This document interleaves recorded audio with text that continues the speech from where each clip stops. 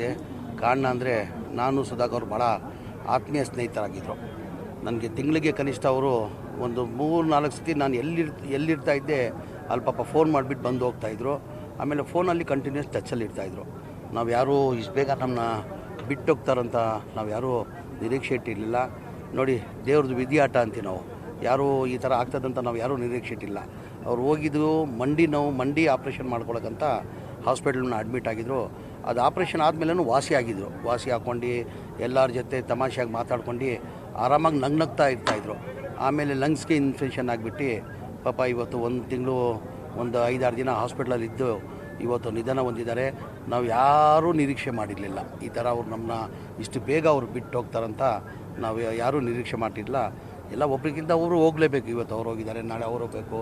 ಆ ದೇವ್ರ ವಿಧಿಯಾಟ ಯಾರೂ ತಪ್ಸೋಕ್ಕೆ ಸಾಧ್ಯ ಆಗೋಲ್ಲ. ಸಾವು ಹಣೆ ಬರಲು ಬರೆದಿದ್ರೆ ಯಾರೂ ಅದು ತಪ್ಸೋಕ್ಕೆ ಸಾಧ್ಯ ಆಗೋಲ್ಲ.